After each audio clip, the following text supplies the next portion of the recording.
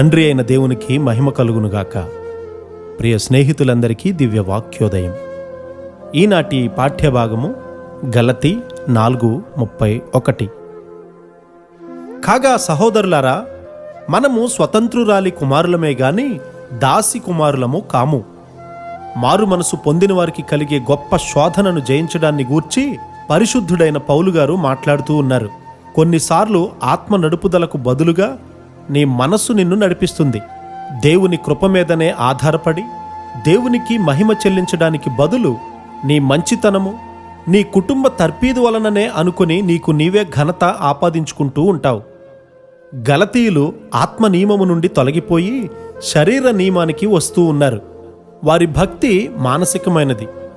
వారి ఆచారముల నిమిత్తము వారు గర్విస్తూ ఉన్నారు. మనది ప్రత్యక్షపరచబడినటువంటి భక్తి.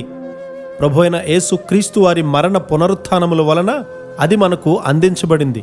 నీ కుటుంబ గర్వాన్ని తీసివేసి దేవుని వాక్యానుసారముగా లేని నీ తల్లిదండ్రుల పాపాన్ని ఒప్పుకోవాలి. చాలామంది తమ కుటుంబ క్రమశిక్షణను బట్టి గర్విస్తూ ఉంటారు. నిజమైన వెలుగులోకి మనం వచ్చినప్పుడు ఏది తప్పో మనం చూస్తాము. వెలుగు ఇంకా ఎక్కువైనప్పుడు నీవదంతా పాపము అని చూస్తావు. నీ వ్యక్తిత్వము పాపముతో నింపబడిందని, నీ మనస్సు మీద, నీ పురాతన భక్తి మీద నీవు ఆధారపడకూడదు అని నీవు తెలుసుకుంటే అది గొప్ప ఆశీర్వాదకరమవుతుంది. నీవు దేవుని మీద, నీ హృదయము యొక్క ఆలోచనలను, భావాలను వివేచించే దేవుని వాక్యము మీద ఆధారపడాలి.